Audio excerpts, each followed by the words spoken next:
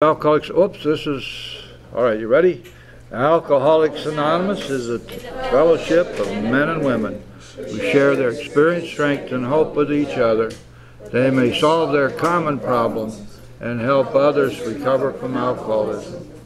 The only requirement for membership is a desire to stop drinking. And there are no dues or fees for AA membership. We are self-supporting through our own contributions. And AA is not allied with any sect, denomination, politics, organization, or institution, does not wish to engage in any controversy, neither endorses nor opposes any causes. Our primary purpose is to stay sober and to help other alcoholics to achieve sobriety. And it is, have we got anybody here today who's been out improving their resume or doing intensive further research? Hey, there he is. Want to give us your first name? Slim. Slim. Slim is back, and we're glad to have you, man. Good to see you. Anyone else? Anyone else? Anyone who's brand new, never been to a meeting before? How about anybody visiting with us from other groups or out of state or outer space or wherever? Okay. Yes? I'm Shane, alcoholic addict. I've never been to this meeting. Hey, Shane. Oh, we're glad to have you, Shane. All right. Give Shane a hand. Then, customary and traditional in the Freedom Group to read a portion of Chapter 5 in the Big Book of Alcoholics Anonymous. And we're very fortunate to have our most favorite reader with us today, Elizabeth. I'm Elizabeth. I'm an alcoholic. Hey, Elizabeth. Hi, and my favorite to read this. Rarely have we seen a person fail who has thoroughly followed our path. Those who do not recover are people who cannot or will not completely give themselves to this simple program. Usually men and women who are constitutionally incapable of being honest with themselves. There are such unfortunates. They are not at fault. They seem to have been born that way. They are naturally incapable of grasping and developing a manner of living which demands rigorous honesty. Their chances are less than average. There are those, too, who suffer from grave emotional and mental disorders, but many of them do recover if they have the capacity to be honest. Our stories disclose in a general way what we used to be like, what happened, and what we are like now. If you have decided you want what we have and are willing to go to any length to get it, then you are ready to take certain steps. And some of these we balked. We thought we could find an easier, softer way, but we could not. With all the earnestness at our command, we beg of you to be fearless and thorough from the very start.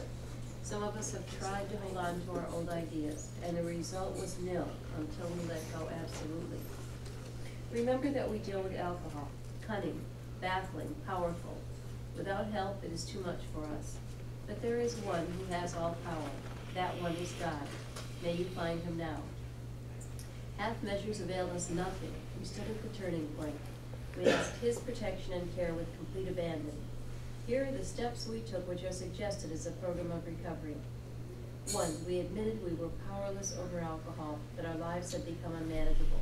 3. Came to believe that a power greater than ourselves could restore us to sanity. 3. Made a decision to turn our will and our lives over to the care of God as we understood Him. 4. Made a searching and fearless moral inventory of ourselves. 5. Admitted to God, to ourselves, and to another human being the exact nature of our wrongs. 6. Were entirely ready to have God remove all these defects of character. 7. Humbly asked Him to remove our shortcomings. 8. Made a list of all persons we had harmed and became willing to make amends to them all. 9. Made direct amends to such people wherever possible, except when to do so would injure them or others. 10. Continued to take personal inventory, and when we were wrong, promptly admitted it. 11. Sought through prayer and meditation to improve our conscious contact with God as we understood Him, praying only for knowledge of His will for us and the power to carry that out. 12. Having had a spiritual awakening as the result of these steps, we tried to carry this message to alcoholics and to practice these principles in all our affairs. Many of us exclaimed, "What an order! I can't go through with it." Do not be discouraged. No one among us has been able to maintain anything like perfect adherence to these principles. We are not saints. The point is that we are willing to draw along spiritual lines. The principles we have set down are guides to progress. We claim spiritual progress rather than spiritual perfection. Our description of the alcoholic, the chapter to the agnostic, and our personal adventures before and after make clear three pertinent ideas. A, that we were alcoholic and could not manage our own lives. B, that probably no human power could ever lead to our alcoholism. C, that God could never give us up. Good, Elizabeth, thank you. All right, today we're going to continue our discussion of the 12 steps. We've reached that part of the fifth step or the fifth chapter where the 12 steps are laid out for us. Keep in mind that when these were first written as part of chapter 5, this was the first time that the steps had ever been written down. And when we discussed that, I think last week, when Bill was moved to finally commit the steps to writing, they flowed out in just a half an hour, and he was surprised. He said he did not feel inspired, and yet when he looked to see what had just flowed out in that half an hour, those 200 words which had been changing the world, he was amazed to see what he had written. Especially amazed to find that there he had God right up front in the second step and all the way through the steps. One of the things that is so beautiful about reading the big book together and studying it together is that, of course, the big book contains the steps. So at the same time that we're studying and reading the book, we get to study the steps as well in some detail. When we got to chapter 5, however, what we found was that all 12 steps are laid out for us. So this is our opportunity to do something which is not done all the time, maybe seldom. That is for us to see how all of these steps tie together, how they all work together, how each one builds on those which came before and builds toward those which come after, and that they all form a part of a beautiful mosaic. And that it is not possible to legitimately take any one step and ask it to stand alone, because the steps simply don't stand alone. They are spiritual principles, no doubt about that. One of the best known of those spiritual principles, which we find in religious and spiritual writings and ecclesiastical writings and in all of the major religions, also find it often enunciated by philosophers, is the absolute necessity of admitting our faults to another human being, that this is a very powerful spiritual endeavor, something which we must and need to do. But think about it for a second. What would be the point of admitting our faults and our wrongs to another human being if we didn't know what they were? So, of course, the fifth step, as we know it, depends first upon the fourth step having been done in a thorough and workmanlike and honest way. As we go on back from the fourth and the fifth steps, and we look at the third step, it was absolutely essential that we come to a place where we make a decision that hereafter in this drama of life, God is going to be our director. We'll be the child. He'll be the father. We make that decision to go forward with the rest of the steps and to effectuate a full and complete surrender. And of course, we never get to the second step, or the third step, until in the second step we've come to believe that there is, in fact, this higher power, this God out there who has all power. And of course, the key to everything before anything else begins is that we have come to understand and accept as a fact that we are powerless over alcohol, that we are alcoholics, that we cannot stop drinking on our own, that we must have a higher power to intervene between us and the booze, or we don't survive. I think we talked about this a couple of times, but remember that part of the definition of an alcoholic is someone whose body does not react to alcohol as normal people. We have an allergy, we're allergic to alcohol. And that when we imbibe alcohol in any form at all, it sets off this allergy. By definition, an alcoholic has this allergic reaction to alcohol. Of course, there's more to it. But what else there is to it really revolves around our spiritual bankruptcy. And one of the things that we find as we go through life is that just about everybody we have to deal with out there is spiritually bankrupt in one way or another. Most of the people we deal with in life, meet in life, have the same defects of character we do, because they're affected by the same fears that we are. The difference being that they don't drink over it. What we have found, therefore, is that the key to our continued sobriety is to understand and accept as an absolute fact that we can never safely drink alcohol again the rest of our lives. In order to effectuate that, in order to create that shield between us and the booze, it's absolutely essential that we seek, that we find, that we surrender to and become obedient to a higher power. And when we look at the net result of the 12 steps, we find that that's exactly what happens. In the 12th step, we are told that we've had a spiritual awakening. We are told that we have become God conscious, that we have entered the world of spirit, and that we have been restored to sanity. And all of these things are the result, the direct result of working the steps. So as we look at it, we realize that we cannot look at the steps except as a whole. And those who have experienced trying to half measure recovery in here have found it doesn't work. Big Book is absolutely right. Half measures avail us nothing. We don't get half recovery. The 12 steps are, as a whole, are the method of recovery which we offer here. We don't offer anything else. Oh, there's a lot of talk about other stuff, other human solutions, other cutesy pie saying, that kind of stuff. The truth of the matter is, when somebody comes in here, sick, sore, and wounded, crawling in on their belly, screaming and crying for help, what do we really have to offer them? We got 12 steps.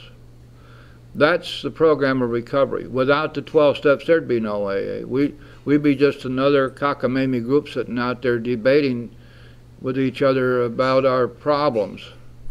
And we could elect somebody to be a facilitator, and we could have nice group encounter sessions. But nobody would get sober. We wouldn't recover.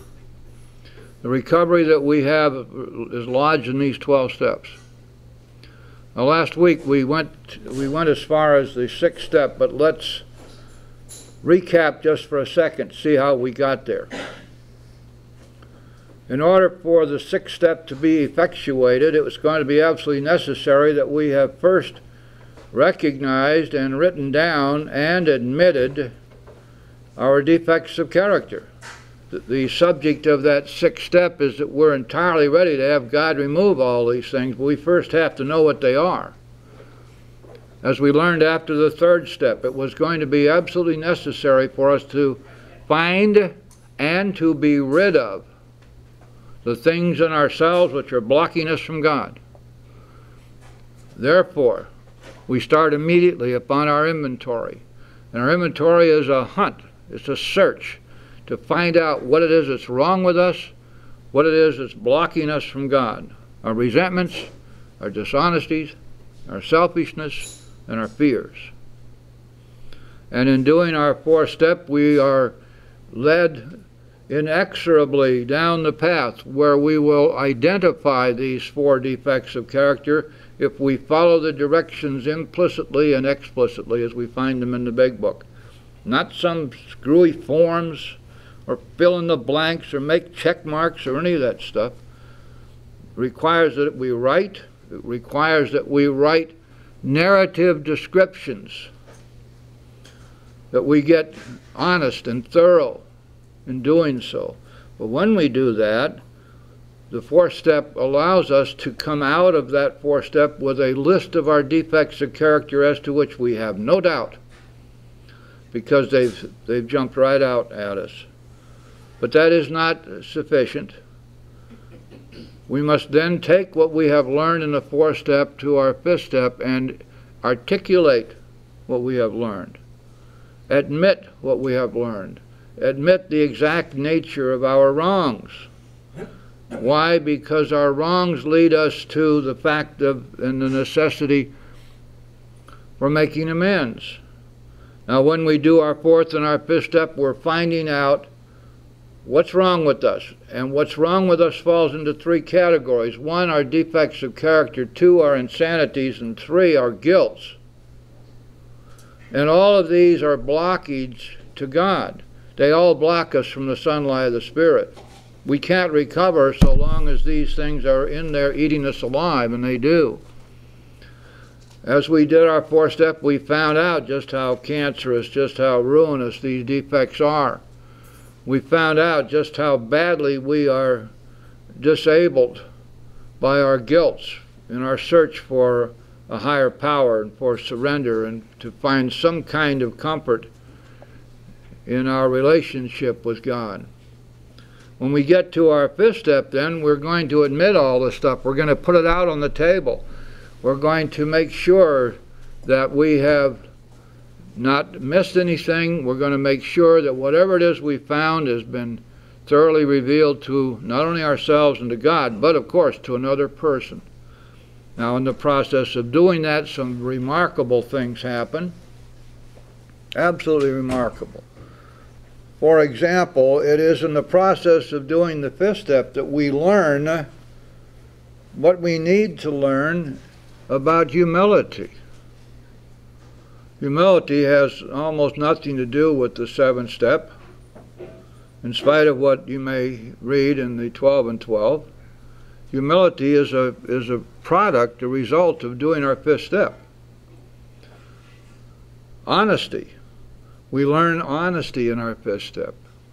Honesty comes to us naturally as we get honest, as we tell our story, as we put aside all of the dodges, all of the rationalizations, all of the denials,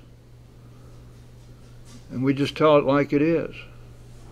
And in the process of doing that, because thought follows action, and we take right action, and we tell the truth to another human being, honesty begins to bloom in us.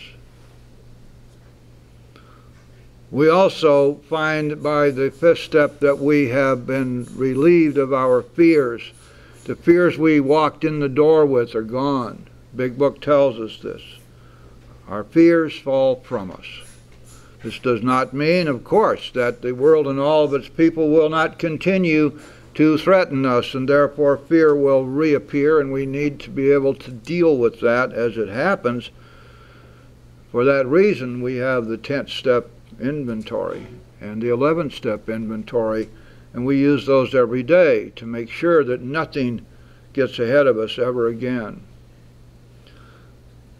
As we do our fifth step, then, we are preparing ourselves for the 6th step and the 7th step and the 8th and the 9th steps. Without the 4th and 5th step, 6, 7, 8, and 9 wouldn't even exist. They would just be sitting out there as nice things we might get around to someday, but we wouldn't have the foggiest idea what to do with them. So as we have done our fifth step, what has happened is that we have found out that our defects of character are killers, they're cancerous, they're eating us alive, they have contributed to our failures, they have been a major factor in our spiritual deficiencies. We found out that we cannot abide them, we have to be free from them. We found out that we have no power over them, we can't get rid of them ourselves. We can't get rid of our defects ourselves any more than we can get rid of alcohol ourselves. And so we're going to need some help with that. But we remember then that in our 2nd step we came to believe that God could restore us to sanity. So God can take these. Are we willing to let Him? And we came to understand in our fifth step, yes, I don't want to hang on to any of this stuff. That would be crazy. It's tantamount to saying the surgeon is about to excise a cancer, oh, just leave some of it in. It'd be kind of interesting to see what happens. Or a house full of termites, and they're eating your house to pieces. Tell the exterminator, don't kill them all. I kind of like those little bugs.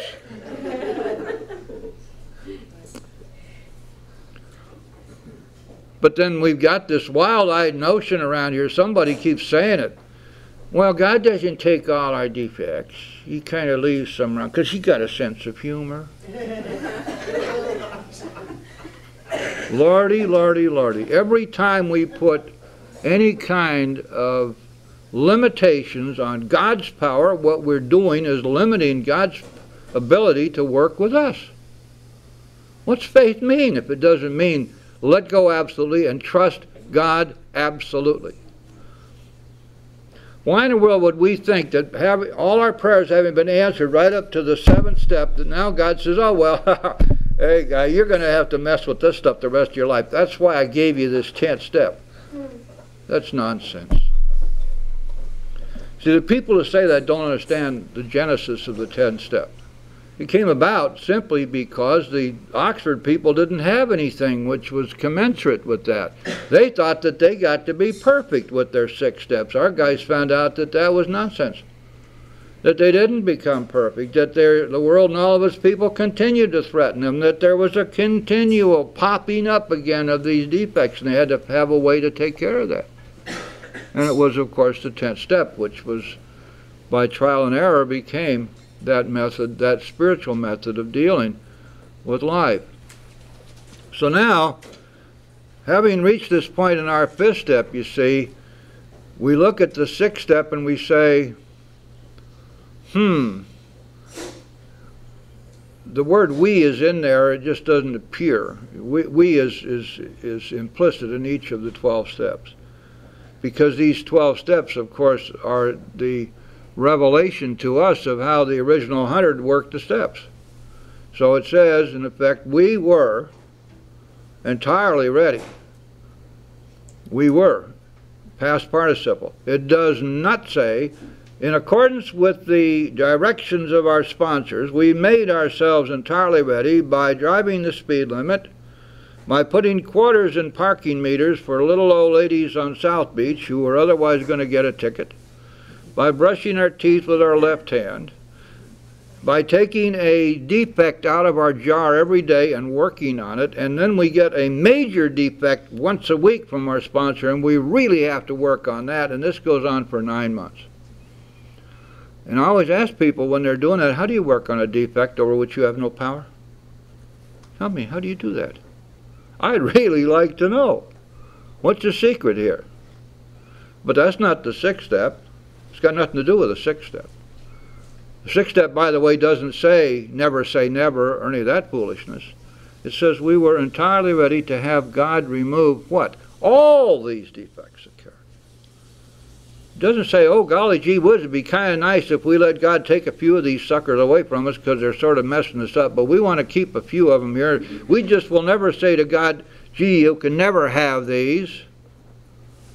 That's not the way the 6th step is written. It's not the way it works. As a matter of fact, can He now have them all? Every one. And if there is something we're not willing to let go of, we ask God in prayer to make us willing. As in the 8th step, if we're not willing to make amends, we ask for the willingness until it comes. That's the sole big book remedy for the failure to be entirely ready.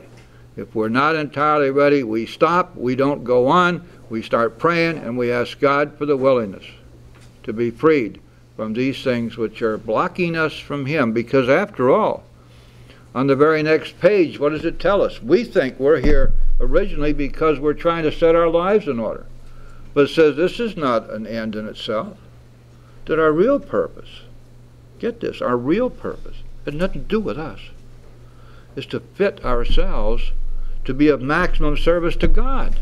and the people about us. How in the world can we do that if we're laughingly going along with all of these things that we decided we didn't want to be free of? Don't take away my lust, God. It's one of my major pleasures in life, is all my lust. What, I don't want to be sent off to a monastery or a nunnery. Nonsense. Whatever it is that blocks us from God has to go, because it is the only thing that's going to save our lives. And it is the only way that we can fulfill the mission that God has given us, to carry His message to others, to work and self-sacrifice for others. This is the way we grow spiritually, and the only way that we stay sober.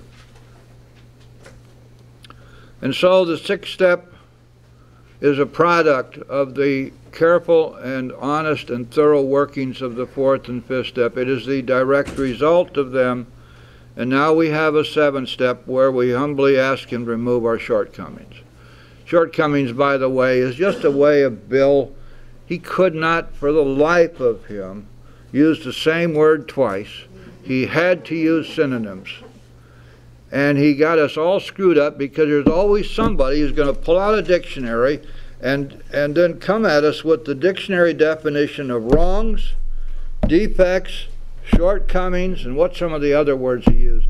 And so now we have to suffer through this long diatribe on how each of these words has a separate meaning, and therefore the seventh step can't really have anything to do with defects, because it has to do with shortcomings. Oh. Look at the prayer. What does the prayer ask?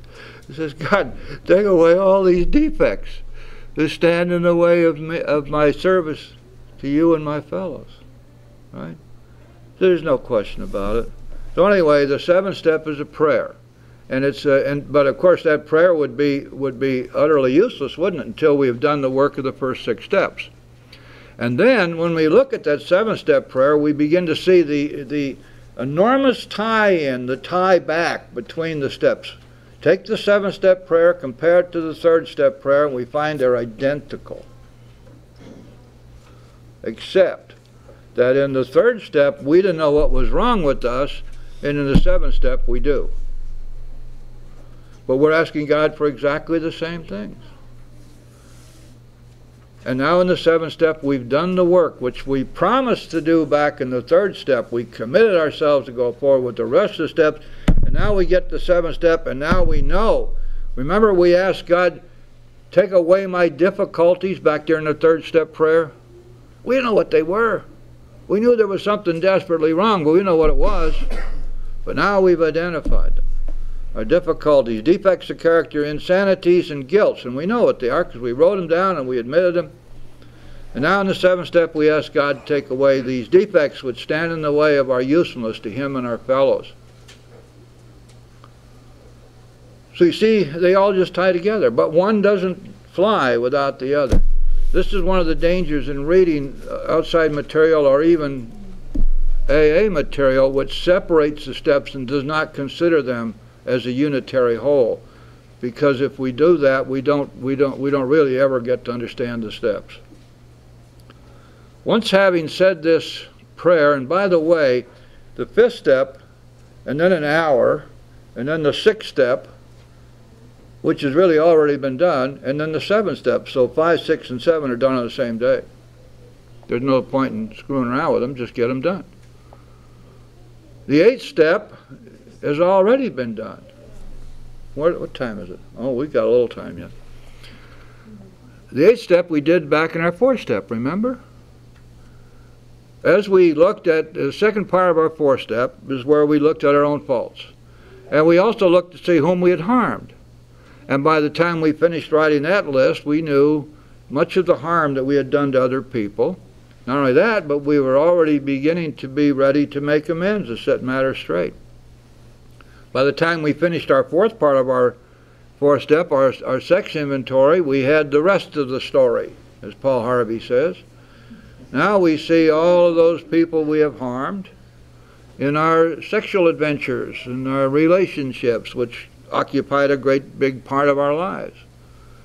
And there we have again become ready and willing to make amends to set matters straight. And then it tells us, just as we're ending the fourth step in the big book, tells us on page 70 that we have made a list of all the people we've harmed and have become willing to make amends to them all. So we're going to carry that list into our fifth step, because in our fifth step we're going to admit the harm that we've done to others. And we're going to be talking with our spiritual advisor about our willingness to set matters straight if we can. So now, when we finished 5 and 6 and 7, the eighth step is done, almost. Not quite. Sometimes it's done, but sometimes, most of the time, we may have to add people to it.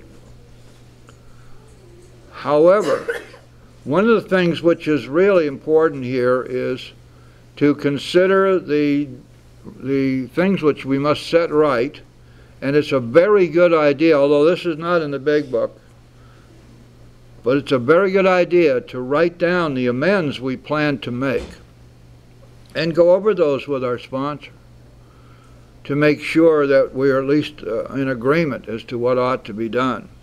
And also to see if there may be some people whom we have left out that need to be on there, because it is not axiomatic that everybody to whom we owe amends is going to show up in our fourth and fifth steps. Quite often they do, but not always. So we have to be careful that we're not leaving any stone unturned here. These amends become of crucial importance to us because, well, stop and think about it.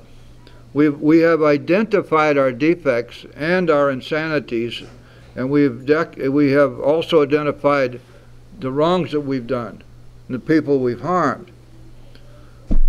Therefore, we have identified our guilt and our remorse and our shame. Now, we know that guilt blocks us from God just as surely as the defects do. Stop and think about it. How many times did we get short-stopped in our lives because we felt guilty, because we were ashamed? How many times did we feel that we were not really communicating with God, no matter how hard we tried, simply because of the guilt and shame that we had for the things we'd done? So it's obvious that we need to be free of this guilt. But how do we go about doing that? Well, you see, nothing is left to chance in the 12 steps. And this particular problem that we have is going to be solved, but only through our own actions and with God's grace. That means that the moment that we begin to make amends, we begin to lose our guilt. The solution to guilt, remorse, and shame is to set matters straight. Make amends. That's what works, and it always works. Doesn't seem like it ought to work.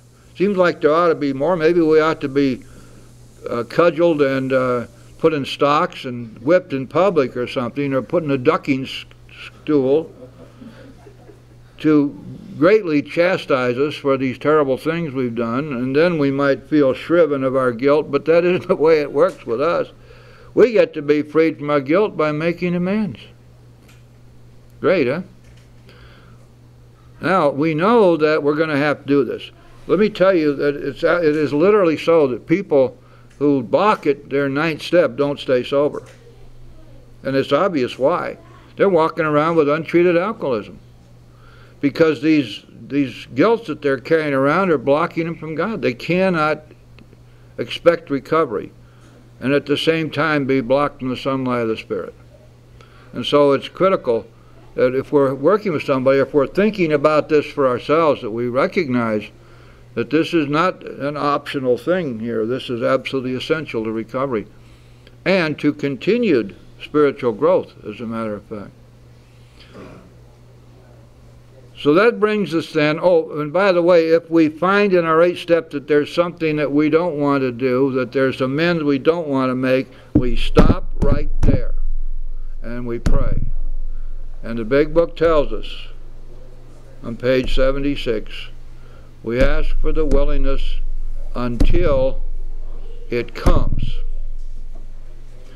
Now this should be no surprise to us, because we started out asking for willingness all the way back in the first or second step. And we know that when we go to God and ask Him for the willingness to do anything which is going to help us grow spiritually, we get that willingness. As a matter of fact, it's kind of ironic, because before we ask for willingness in prayer, we must be about 99% ready to receive it, because we know what's going to happen. If I ask God to make me willing, it is going to happen. Did you have a question? I did, Jim. On the ninth step, I hear a lot of people talking about a loophole on this, except when to do so would injure them or others. Yeah? Can you give me an example of how that applies and how that does not apply? Sure. That refers to making amends, to direct amends to a person whom you've harmed. It also refers to those who might be harmed in the process, third parties who are not the subject of the amends. Okay. So it doesn't have anything to do with us. There's a kind of a misunderstanding that goes around here that that's referring to not doing something that will hurt us or others. No. That has nothing to do with us. It has to do with those to whom we must make amends, and those third parties who might be injured when we do that. It's just like it refers to like an innocent bystander. Sure, or maybe not so innocent, but it doesn't matter. Right. We don't have the right to hurt anybody when we make amends. I see. Yeah, I never understood that. You're not alone.